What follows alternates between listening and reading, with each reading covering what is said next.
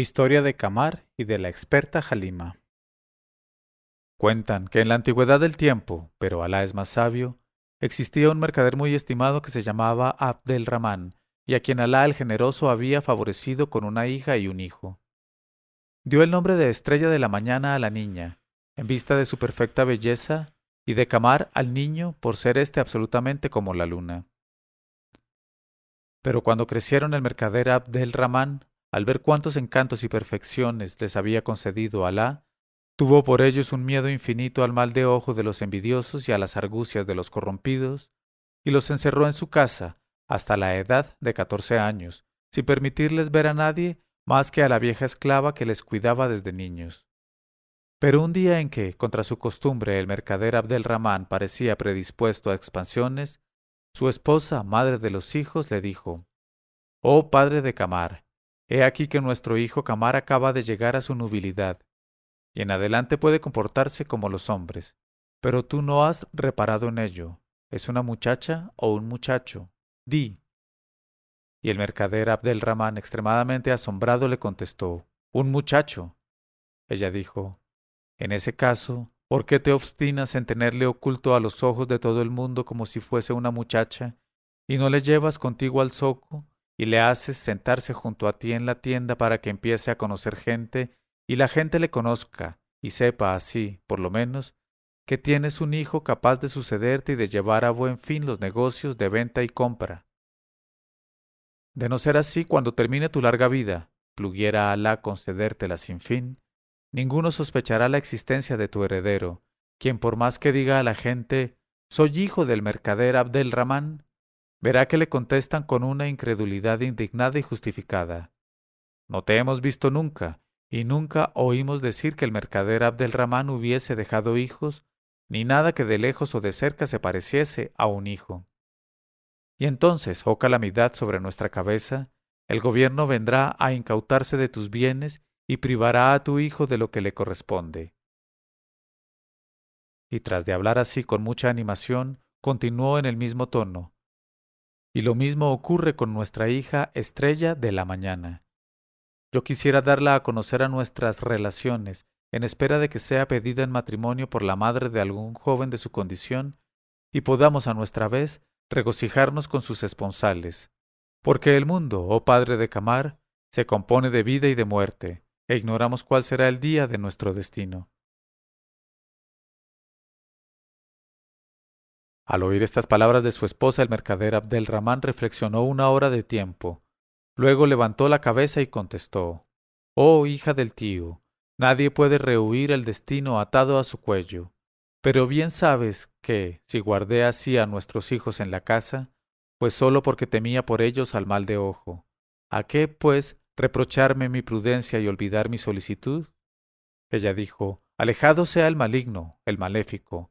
Ruega al profeta, oh jeique». Él dijo: «La bendición de Alá sea con él y con todos los suyos». Ella insistió: «Y ahora pon tu confianza en Alá, que sabrá resguardar a nuestro hijo de las malas influencias y del ojo nefasto.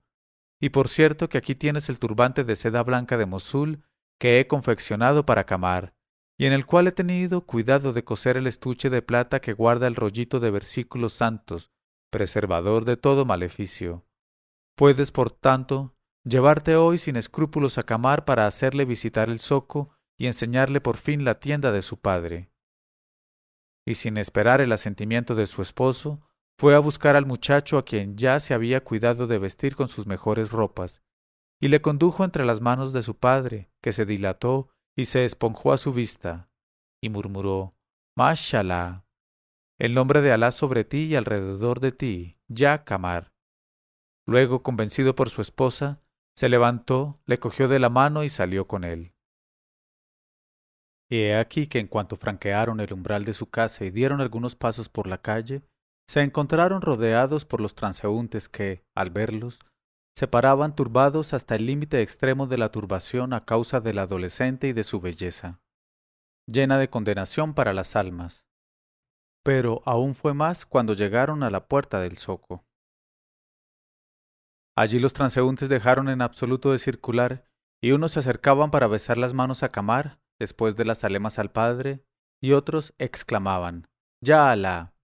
El sol sale por segunda vez esta mañana. La tierna media luna de Ramadán brilla sobre las criaturas de Alá. La luna nueva aparece en el zoco hoy. Y así expresaban por doquiera absortos de admiración y hacían votos por el adolescente aglomerándose en muchedumbre alrededor suyo.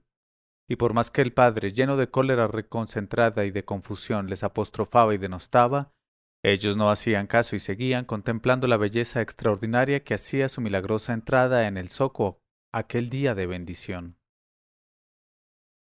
Y con ello daban razón al poeta, aplicándose a sí mismo estas palabras: Señor, has creado la belleza para arrebatarnos la razón, y nos dices: Temed mi reprobación.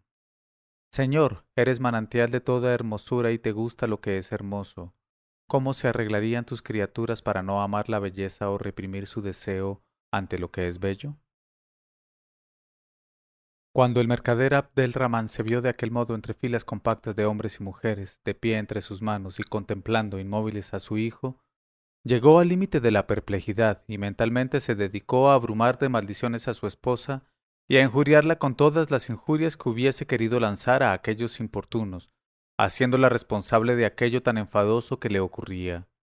Luego, tras argumentaciones inútiles, rechazó con rudeza a los que le rodeaban y ganó a toda prisa su tienda, que hubo de abrir para instalar en ella al punto a Camar, pero de manera que las importunidades de los que pasaban sólo le alcanzasen de lejos. Y la tienda se convirtió en el punto de parada del zoco entero y la aglomeración de grandes y pequeños se hizo más intensa de hora en hora, porque los que habían visto querían ver más, y los que no habían visto se obstinaban con todas sus fuerzas en ver algo.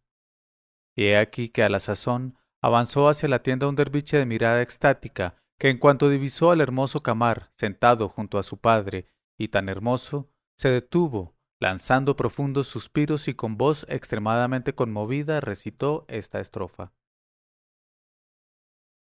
Veo la rama del árbol balanceándose sobre un tallo de azafrán a la luz de la luna de Ramadán. Y pregunté: ¿Cómo es tu nombre? ¿Cómo es tu nombre? Me contesta: Lulu, Perla. Y exclamó: Li, para mí. Pero me dice: La. Ah, eso no. Tras de lo cual el viejo derviche, sin dejar de acariciarse la barba que tenía larga y blanca, se acercó a la delantera de la tienda, entre las filas de los circunstantes que se separaban a su paso por respeto a su mucha edad, y miró al muchacho con los ojos llenos de lágrimas y le ofreció una rama de menta dulce. Luego sentóse en el banco que allí había lo más cerca posible del joven, y sin ninguna duda al verle en aquel estado podían aplicársele estas palabras del poeta. Mientras el mozalbete de hermoso rostro permanecía en su sitio, tu hermoso rostro era la luna apareciéndose a los ayudantes de Ramadán. Mirad, a pasos lentos se adelanta un jeique de aspecto venerable y ascético. Durante mucho tiempo estudió el amor, trabajando en sus investigaciones noche y día, y adquirió un singular saber acerca de lo lícito y lo ilícito. Cultivó a la vez jovenzuelos y jovenzuelas, que le pusieron más delgado que un mondadientes, huesos de una piel vieja. Jeique pederasta como un magrebín, siempre seguido de su muchachito, pero más bien superficial para las mujeres, a lo que se dice, aunque versado en el estudio del sexo ácido y del sexo dulce, pues, en un momento dado, entre el joven Seid y la joven Zeinab no advierte diferencia. Es prodigioso con su corazón tierno y con lo demás duro como el granito. Para el cabrón y para la cabra, para el imberbe y el barbudo, siempre erguido. Pederasta es el jeique como un magrebín. Cuando las personas que se aglomeraban delante de la tienda vieron el estado de éxtasis del derviche, se participaron unas a otras sus reflexiones diciendo: ¡Walala! Todos los derviches se parecen. Son como el cuchillo del vendedor de colocacias, no diferencian el macho de la hembra. Y exclamaban otras: Alejado sea el maligno, el derviche se abraza por el lindo mozuelo. Alá confunda a los derviches de su especie. En cuanto al mercader Abd el-Rahman, padre del joven Camar, se dijo al ver todo aquello: lo más sensato que podemos hacer será volver a casa más pronto que de costumbre. Y para decidir a marcharse al derviche sacó del cinturón una moneda y se la ofreció, diciendo: Toma tu suerte de hoy, oh derviche. y al mismo tiempo se encaró con su hijo Camar y le dijo: «Ah, hijo mío, que Alá trate como se merece a tu madre que tantos sinsabores nos está causando hoy». Pero como el derviche no se movía de su sitio ni tendía la mano para coger la moneda ofrecida, le dijo: «Levántate, tío, que vamos a cerrar la tienda y nos marchamos por nuestro camino». Y hablando así, se irguió sobre ambos pies y se dispuso a cerrar las dos hojas de la puerta. Entonces el derviche se vio obligado a levantarse del banco en que estaba clavado y salió a la calle, pero sin poder separar un instante sus miradas del joven Camar. Y cuando el mercader y su hijo, tras de cerrar la tienda, se abrieron paso entre la muchedumbre y se encaminaron a la salida, el derviche les siguió fuera del zoco, pisándoles los talones y acompasando su andar con el báculo hasta la puerta de su casa. Y al ver la tenacidad del derviche, y sin atreverse a injuriarle por respeto a la religión y también a causa de la gente que le miraba, el mercader se encaró con él y le preguntó: «¿Qué quieres, oh derviche?».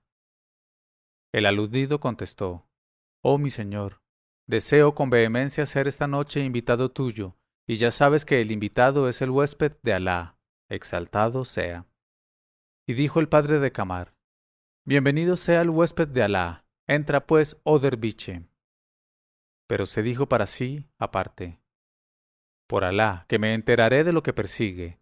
Si este derviche tiene malas intenciones para con mi hijo, y si su mal destino le impulsa a intentar algo con gestos o palabras, seguramente le mataré y le enterraré en el jardín escupiendo sobre su tumba. De todos modos empezaré por hacer que le den de comer, suerte de parada a todo huésped encontrado en el camino de Alá». Y le introdujo en la casa, hizo que la negra le llevara el jarro y la palangana para las abluciones y de comer y beber. Y una vez que hizo las abluciones, invocando el nombre de Alá, el derviche se puso en actitud de orar y no salió de ella más que para recitar todo el capítulo de la vaca, al que hizo seguir el capítulo de la mesa y el de la inmunidad. Tras de lo cual formuló el bismilá y probó los alimentos servidos en la bandeja, pero con discreción y dignidad, y dio gracias a Alá por sus beneficios. Cuando el mercader Abd el-Rahmán se enteró por la negra de que el derviche había terminado su comida, se dijo: «Ha llegado el momento de aclarar la situación». Y se encaró con su hijo y le dijo: «Oh Camar, ve con nuestro huésped el derviche, pregúntale si tiene todo lo que necesita y conversa con él un rato, porque las palabras de los derviches, que recorren la tierra de ancho a largo, son a menudo gratas de escuchar, y sus historias provechosas para el espíritu de quien las escucha. Siéntate, pues, muy cerca de él, y si te coge la mano no la retires, pues a quien enseña le gusta sentir entre él y su discípulo un contacto directo que contribuye a transmitir mejor la enseñanza. Y guarda con él en todo las consideraciones y la obediencia que te imponen su calidad de huésped y su mucha edad». Y tras de predicar así a su hijo, le envió junto al derviche y se apresuró a apostarse en cierto sitio del piso superior, desde donde podía, sin ser notado, ver todo y escuchar todo lo que pasaba en la sala en que estaba el derviche. Y he aquí que en cuanto apareció en el umbral el hermoso adolescente, el derviche fue presa de tal emoción que le brotaron lágrimas de los ojos y se puso a suspirar como una madre que hubiese perdido y encontrado a su hijo. Y Camar se acercó a él con voz dulce y hasta poder tornar en miel la amargura de la mirra. Le preguntó si no le faltaba nada y si tenía su parte en los bienes de Alá para sus criaturas. Y fue a sentarse muy cerca de él con gracia y elegancia, y al sentarse, sin hacerlo a propósito, descubrió un muslo blanco y tierno como pasta de almendras. No os asombréis, pues, si es hoy la resurrección, pues jamás se resucita mejor que cuando están al aire los muslos. Pero el derviche, al verse solo con el jovenzuelo, lejos de tomarse con él confianza de ningún género, retrocedió algunos pasos del sitio en que estaba, yendo a sentarse un poco más lejos, en la estera, con una actitud irreprochable de decencia y de respeto para sí mismo. Y allá continuó mirándole en silencio, llenos de lágrimas los ojos y presa de la misma emoción que le había inmovilizado en el banco de la tienda. Y Camar quedó muy sorprendido de aquel modo de portarse que tenía el derviche, y le preguntó por qué se retiraba y si tenía queja de él o de la hospitalidad de su casa. Y el derviche, por toda respuesta, recitó de manera muy sentida estas hermosas palabras del poeta. Mi corazón está prendado de la belleza, pues por el amor a la belleza se alcanza la cima de la perfección. Pero mi amor es sin deseo, y está libre de cuanto atañe a los sentidos, y abomino de quienes aman de otra manera. Eso fue todo. Y el padre de Camar veía y oía y estaba en el límite de la perplejidad, y se decía, me humillo ante Alá, a quien ofendí al suponer intenciones perversas en ese honrado derviche. Alá confunda al tentador que sugiere al hombre tales pensamientos con respecto a sus semejantes. Y edificado con la conducta del derviche, bajó a toda prisa y entró en la sala, e hizo zalemas y formuló sus deseos al huésped de Alá y acabó por decirle, por Alá sobre ti, oh hermano mío, te conjuro a que me cuentes el motivo de tu emoción y de tus lágrimas, y a que me expliques por qué la presencia de mi hijo te hace lanzar tan profundos suspiros, porque semejante efecto ciertamente debe obedecer a una causa. El derviche dijo, verdad dices, oh padre de la hospitalidad. El mercader dijo, en ese caso no me obligues a estar más tiempo sin saber por ti esa causa. El derviche dijo, oh mi señor, ¿por qué me fuerzas a avivar una herida que se cierra y a revolver en mi carne el cuchillo? El mercader dijo, por los derechos que me confiere la hospitalidad, te ruego, oh hermano mío, que satisfagas mi curiosidad. Entonces dijo el derviche, sabe, pues, oh mi señor. En este momento de su narración, Sherazada vio aparecer la mañana y se calló discretamente.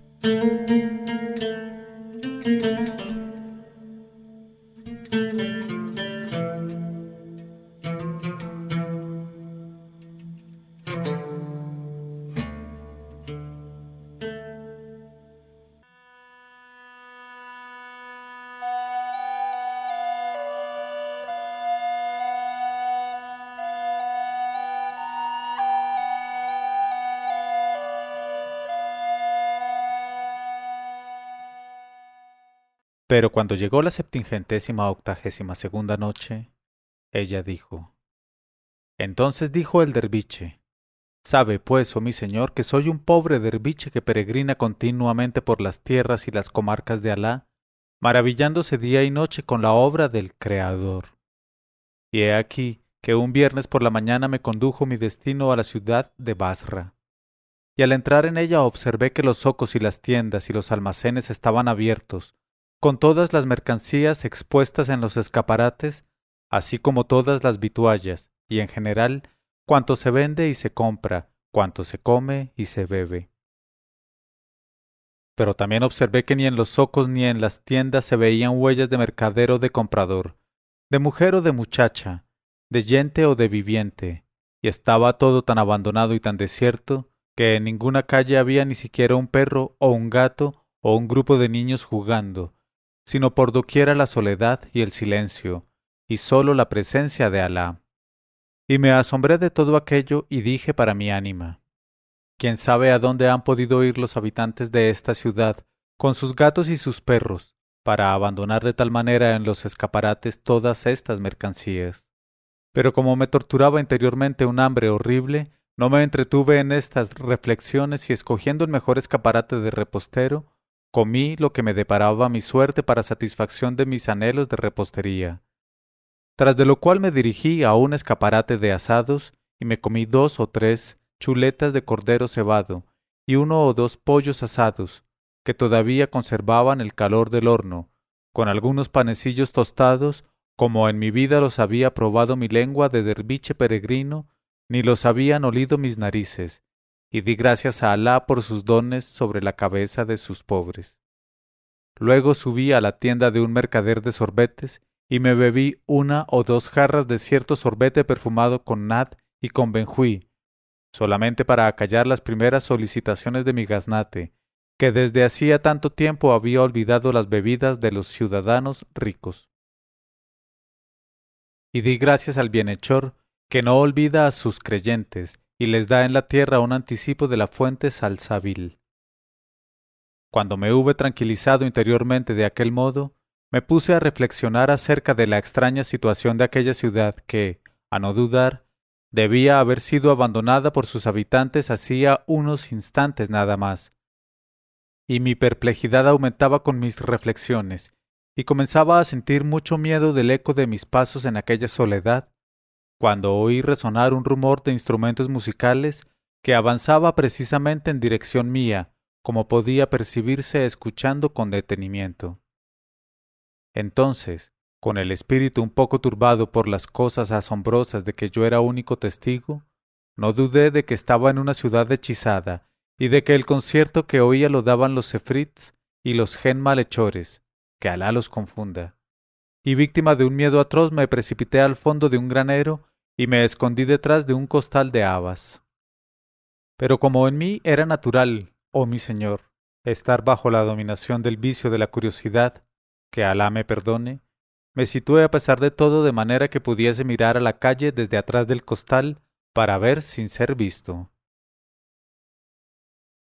Apenas había acabado de acomodarme en la postura menos fatigosa, cuando vi avanzar por la calle un cortejo deslumbrador, no de Gen o de Fritz, sino sin duda de huríes del paraíso.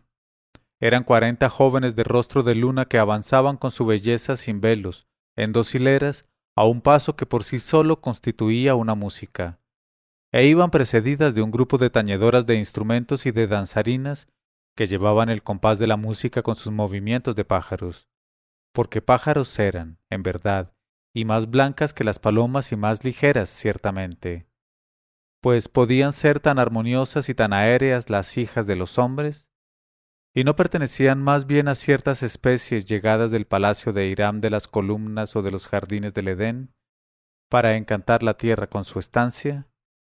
Quienesquiera que fuesen, oh mi señor, apenas la última pareja había pasado por delante de la tienda donde yo estaba escondido detrás del costal de habas, cuando vi avanzar sobre una yegua de frente estrellada, que llevaban de la brida 2 negras jóvenes, a una dama revestida de tanta juventud y de tanta belleza, que su vista acabó de dislocarme la razón, y perdí la respiración, y estuve a punto de caerme de espaldas detrás del costal de habas, oh señor mío.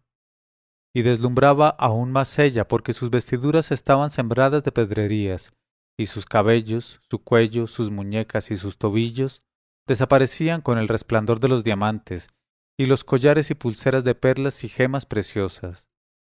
Y a su derecha marchaba una esclava, que tenía en la mano un sable desnudo con la empuñadura hecha de una sola esmeralda, y la yegua que la conducía avanzaba como una reina orgullosa de la corona que llevase a la cabeza.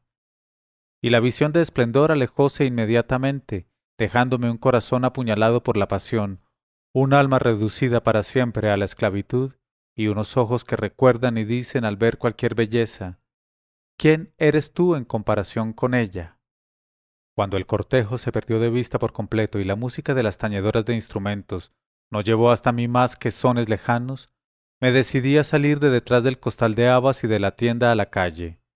E hice bien, porque en el mismo momento vi con sorpresa extremada que los zocos se animaban y todos los mercaderes salían como de debajo de la tierra para ir a ocupar sus respectivos puestos, y el tratante de granos propietario de la tienda en que me había ocultado yo apareció, salido de no sé dónde, y se dedicó a vender sus granos a los que cebaban aves y a otros compradores.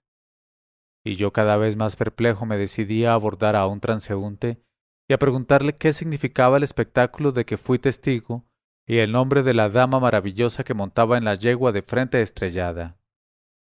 Pero, con gran asombro mío, el hombre me lanzó una mirada enloquecida, se puso muy amarillo, y recogiéndose la orla del traje me volvió la espalda y echó a correr con una carrera más rápida que si le persiguiese la hora de su destino. Y abordé a otro transeúnte y le hice la misma pregunta, pero en vez de contestarme hizo como que no me había visto ni oído, y continuó su camino mirando a otro lado.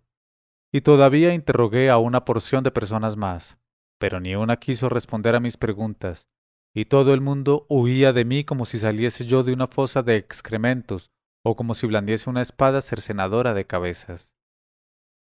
Entonces me dije a mí mismo, oh derviche amigo, para averiguar el asunto solo te resta entrar en la tienda de un barbero a que te afeite la cabeza, y a interrogar al barbero al mismo tiempo. porque ya sabes que las gentes que ejercen este oficio tienen la lengua cosquillosa y siempre la palabra en la punta de la lengua, y quizá únicamente él te enterará de lo que intentas saber. Y cuando hube reflexionado de tal suerte, entré en casa de un barbero, y después de pagarle generosamente con todo lo que poseía, le hablé de lo que tenía tantas ganas de saber, y le pregunté quién era la dama de belleza sobrenatural. Y el barbero, bastante aterrado, giró los ojos de derecha a izquierda y acabó por contestar: Por Alá, oh tío mío derviche, si quieres conservar la cabeza sobre el cuello y el cuello sano y salvo, guárdate bien de hablar a nadie de lo que tuviste la mala suerte de ver. Y hasta harías bien, para mayor seguridad, en dejar inmediatamente nuestra ciudad, donde estás perdido sin remedio. Y esto es todo lo que puedo decirte acerca del particular, porque se trata de un misterio que tortura a toda la ciudad de Basra, donde las gentes mueren como langostas si tienen la desgracia de no ocultarse con anterioridad a la llegada del cortejo. En efecto, la esclava que lleva el alfanje desnudo corta la cabeza de los indiscretos que tienen la curiosidad de mirar pasar el cortejo, o que no se esconden a su paso. Y he aquí cuanto puedo decirte.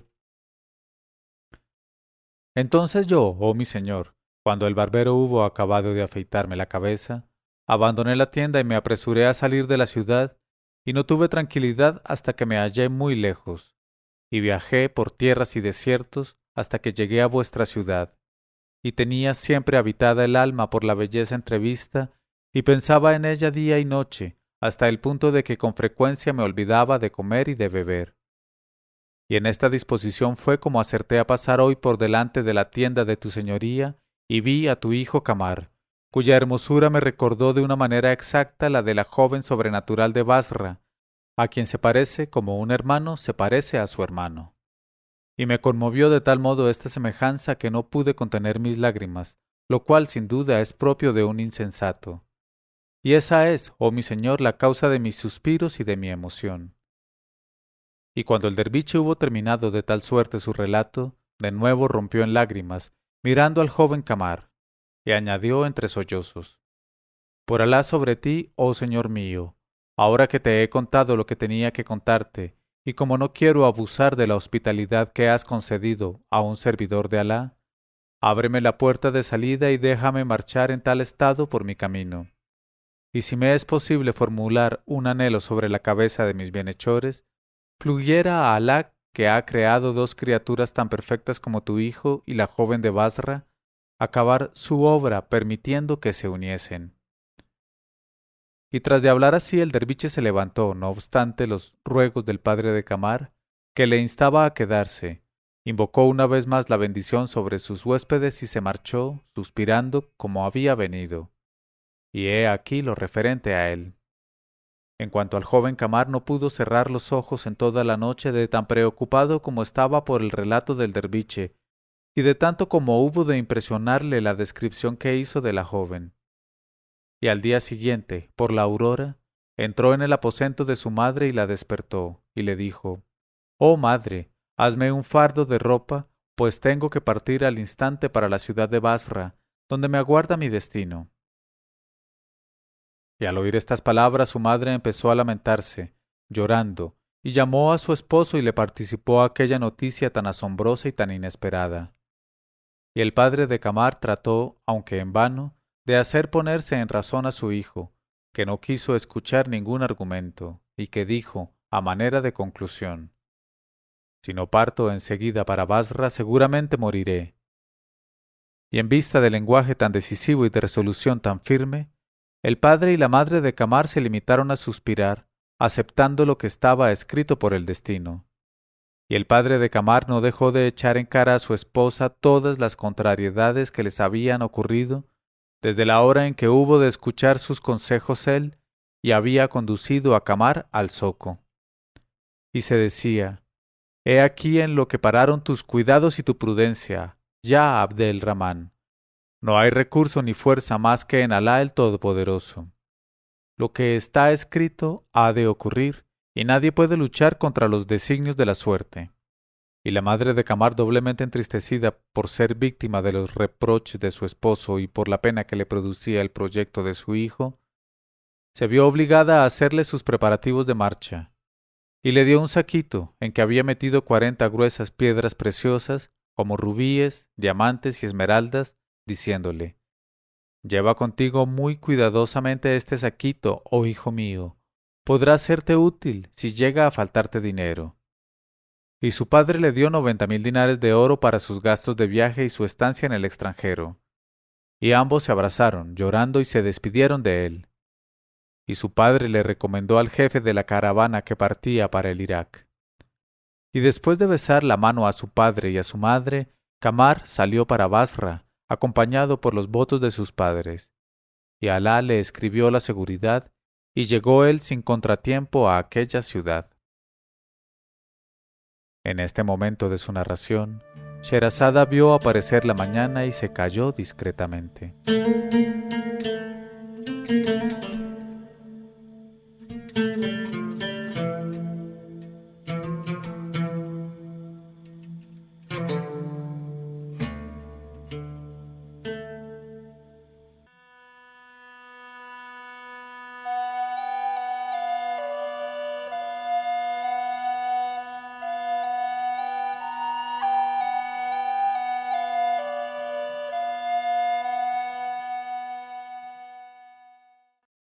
Y cuando llegó la 783ª noche, ella dijo: Y llegó él sin contratiempo a aquella ciudad. Y aconteció que el día de su llegada era precisamente un viernes por la mañana. Y Camar pudo observar que cuanto le había contado el derviche era la pura verdad.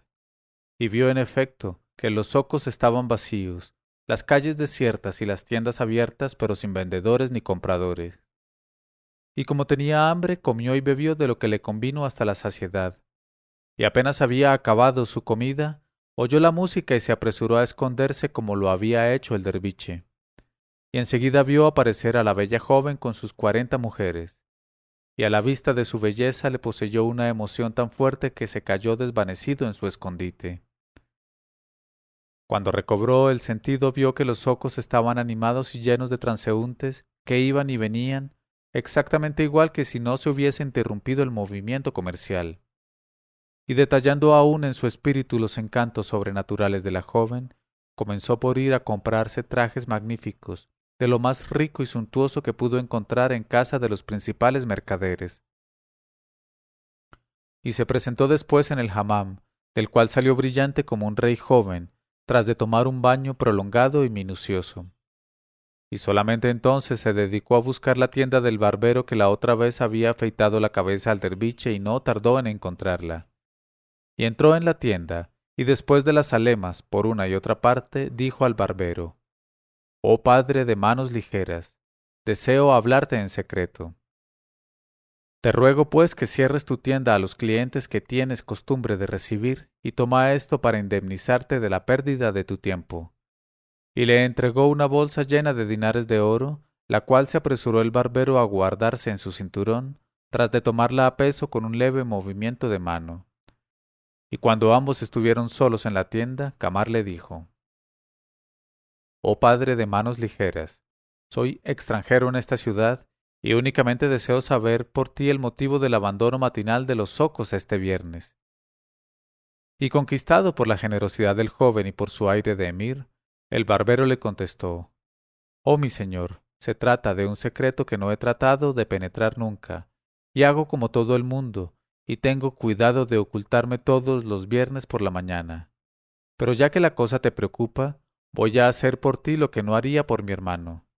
Te pondré, pues, en comunicación con mi mujer, que sabe todo lo que pasa en la ciudad, porque vende perfumes en todos los harenes de Basra y en los palacios de los grandes y del sultán. Y como por tu talante veo que estás impaciente por esclarecer este asunto y que, por otra parte, te ha agradado mi proposición, voy al instante en busca de la hija de mi tío para someterle el caso. Espérame, pues, tranquilamente en la tienda hasta mi regreso. Y el barbero dejó a Camar en la tienda y se apresuró a ir en busca de su mujer, a quien explicó el motivo que le llevaba, y al mismo tiempo le entregó la bolsa llena de dinares de oro. Y la esposa del barbero, que era fértil de ingenio y servicial de corazón, contestó: Bienvenido sea a nuestra ciudad. Heme aquí pronta a servirle con mi cabeza y mis ojos. Ve a buscarle y tráemele para que le ponga al corriente de lo que quiere saber. Y el barbero regresó a su tienda, donde encontró sentado a Camar esperándole, y le dijo: Oh hijo mío, levántate y ven conmigo a ver a tu madre, la hija de mi tío, que me encarga te diga. El asunto es fácil. Y le cogió de la mano y le condujo a su casa, donde su esposa dio al joven la bienvenida con acento afable y atrayente, y le hizo sentarse en el sitio de honor del diván, y le dijo: Familia y comodidad al huésped encantador. La casa es tu casa, y esclavos tuyos los dueños de la casa. Estás por encima de nuestra cabeza y de nuestros ojos. Ordena, oír es obedecer. Y se apresuró a ofrecerle en una bandeja de cobre los refrescos y las confituras de la hospitalidad, y le obligó a tomar una cucharada de cada especie, formulando cada vez el deseo de que obtuviese delicias y reparación para el corazón del huésped. Entonces Camar cogió un puñado grande de dinares de oro y se lo puso en las rodillas a la esposa del barbero, diciendo: Dispénsame lo poco que es, pero, inshallah, ya sabré agradecer mejor tus bondades. Luego le dijo: Ahora, madre mía, cuéntame todo lo que sepas acerca de lo que sabes. Y dijo la esposa del barbero: Sabe, oh hijo mío, oh luz de mis ojos y corona de mi cabeza, que el sultán de Basra recibió un día en calidad de regalo del sultán de la India una perla tan hermosa que debió nacer de un rayo de sol posado en alguna hueva milagrosa del mar. Era a la vez blanca y dorada según como se le mirara, y parecía encender en su seno un incendio en leche. Y el rey la estuvo contemplando durante todo un día, y para no separarse de ella nunca quiso llevarla sujeta a su cuello con una cinta de seda. Pero como era virgen e imperforada, mandó llamar a todos los joyeros de Basra y les dijo: Deseo que agujeréis con destreza esta perla soberana, y quien sepa hacerlo sin estropear la maravillosa substancia que la compone, podrá pedirme cuanto quiera, y será complacido con creces. Pero si no obtiene un resultado perfecto, o si su mal destino le hace estropearla, lo más mínimo, puede contarse en la pira de los muertos, porque haré que le corten la cabeza después de obligarle a sufrir todos los suplicios a que se haya hecho acreedor por su torpeza sacrílega. ¿Qué os parece, oh joyeros? Al oír estas palabras del sultán y comprendiendo que arriesgaban sus almas, los joyeros sintieron un miedo extremado y contestaron: Oh rey del tiempo, es cosa muy delicada una perla como esa, y sabido es que para horadar las perlas ordinarias hace falta una habilidad y un pulso muy raros, y que pocos maestros joyeros obtienen en ello buen resultado sin algunos accidentes inevitables. Te suplicamos, pues, que no nos obligues a lo que nuestros débiles medios no pueden soportar, porque declaramos que de nuestras manos jamás podrá salir una habilidad como la que es preciso desplegar para eso. Sin embargo, podemos indicarte quién sabrá llevar a cabo ese prodigio de arte, y es nuestro jeique. Y el rey preguntó: ¿Y quién es vuestro jeique? Ellos contestaron: el maestro joyero Obeid. Es infinitamente más hábil que nosotros, y tiene un ojo en la punta de cada dedo, y una delicadeza extremada en cada ojo. Y dijo el rey: Id a buscármele y no tardéis. Y los joyeros se apresuraron a obedecer, y volvieron con su jeique, el maestro Obeid, quien, tras de besar la tierra entre las manos del rey, se mantuvo de pie esperando órdenes. Y el rey le explicó el trabajo que exigía de él y la recompensa o el castigo que le esperaba en caso de éxito o de fracaso. Y al propio tiempo le enseñó la perla. Y el joyero Obeid tomó la maravillosa perla y la examinó una hora de tiempo y contestó: Moriré si no la orado. Y acto seguido se puso en cuclillas, con permiso del rey, y sacando de su cinturón ciertas herramientas sutiles, colocó la perla entre ambos dedos gordos de sus pies juntos, y con una habilidad y una ligereza increíbles, manejó sus herramientas igual que un niño manejaría un peón, y en menos tiempo del que se necesita para horadar un huevo, perforó la perla de parte a parte sin una rebaja ni la menor lasca, con 2 agujeros iguales y simétricos. Luego la limpió con el revés de la manga y se la ofreció al rey, el cual se dilató y osciló de satisfacción de contento, y se la colgó al cuello con un cordón de seda y subió a sentarse en su trono, y miró a todos lados con ojos iluminados de alegría en tanto que la perla era cual un sol que le colgase del cuello. Tras de lo cual se encaró con el joyero Obeid y le dijo: «Oh maestro Obeid, di ya lo que deseas». Y el joyero reflexionó una hora de tiempo y contestó: «Alá prolongue los días del rey». Pero el esclavo cuyas manos tullidas han tenido el honor insigne de tocar la perla maravillosa y de devolvérsela a nuestro amo perforada con arreglo a su deseo, posee una esposa muy joven a la que tiene que mimar mucho, pues ya es bastante viejo. Y cuando los hombres están de regreso en la vida, si no quieren hacerse antipáticos a sus esposas, deben tratarlas con toda clase de miramientos y no hacer nada sin consultarlas. El esclavo, pues, querría ir a pedir opinión a su esposa con respecto a la petición que le permite hacer nuestro amo magnánimo, y ver si no tiene ella misma que formular un deseo preferible al que pudiera imaginar yo, porque Alá no sólo le ha dado juventud y gracia, sino un ingenio fértil y perspicaz y una cordura a toda prueba. Y dijo el rey: «Date prisa, Osta Obeid, a ir a consultar a tu esposa y volver a traerme la respuesta, pues no tendré reposo espiritual mientras no haya cumplido mi promesa».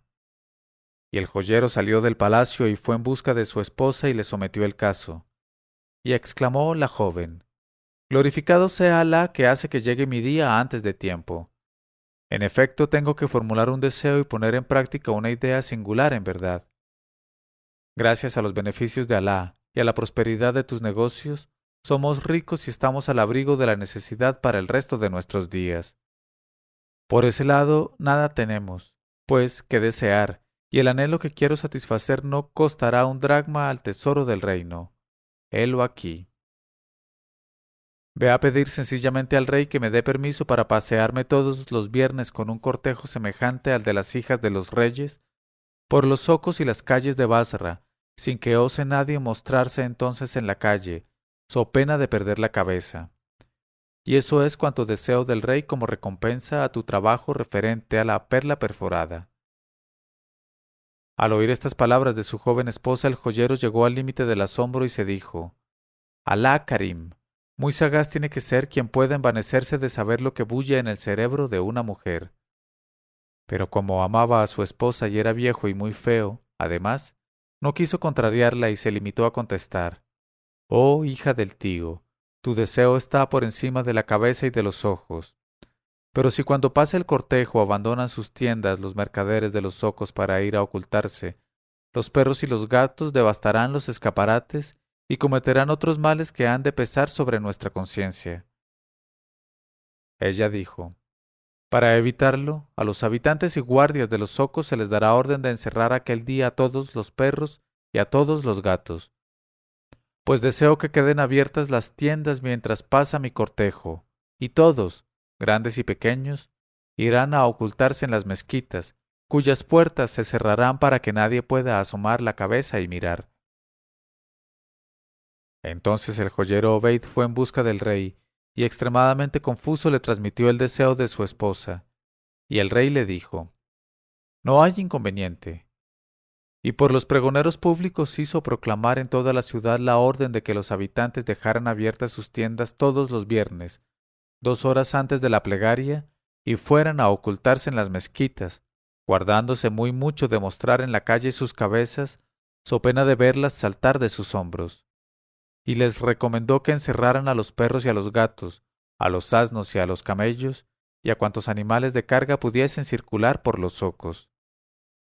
Y desde entonces la esposa del joyero se pasea así todos los viernes, 2 horas antes de la plegaria de mediodía, sin que se atreva a mostrarse por las calles hombre, ni perro, ni gato. Y precisamente es a ella misma, ya Sidi Kamar, a quien viste esta mañana con su belleza verdaderamente sobrenatural, en medio de su cortejo de jóvenes y precedida de la esclava que llevaba en la mano el sable desnudo para cortar la cabeza de quien os hace mirarla pasar. Y cuando la esposa del barbero hubo contado así a Camar lo que él quería saber, se calló un momento, le observó sonriendo y añadió: Pero bien veo, oh propietario del rostro encantador, oh mi señor bendito, que no te satisface este relato y que deseas de mí algo más. Por ejemplo, que te indique un medio de volver a ver a la maravillosa joven, esposa del anciano joyero. Y contestó Camar: Oh madre mía, tal es, en efecto, el deseo íntimo de mi corazón, porque para verla vine de mi país, después de haber abandonado la morada, donde mi ausencia deja llorando a un padre y a una madre que me quieren bien. Y la esposa del barbero dijo: En ese caso, oh hijo mío, enumérame algunas de las cosas preciosas y de valor que posees. Él dijo: Oh madre mía, entre otras cosas buenas tengo conmigo piedras preciosas de 4 clases. Las piedras de la primera clase valen 500 dinares de oro cada una, las de la segunda valen 700 dinares de oro cada una, las de la tercera 850 y las de la cuarta 1000 dinares de oro cada una por lo menos. Ella preguntó: ¿Y está tu alma dispuesta a ceder 4 de esas piedras, cada una de clase diferente? Él contestó: Mi alma está dispuesta a ceder gustosa todas las piedras que poseo y todo lo que en mi mano haya. Ella dijo: Pues bien, levántate, oh hijo, oh corona de la cabeza de los más generosos, y ve al zoco de los joyeros y orfebres en busca del joyero Osta Obeid, y haz exactamente lo que voy a decirte. Y le indicó cuanto quiso indicarle para hacerle llegar al fin deseado, y añadió: Para todo se necesita prudencia y paciencia, hijo mío. Pero cuando hayas hecho lo que acabo de indicarte, no te olvides de venir a darme cuenta de ello y de traer contigo 100 dinares de oro para mi esposo el barbero, que es un pobre. En este momento de su narración, Sherazada vio aparecer la mañana y se calló discretamente.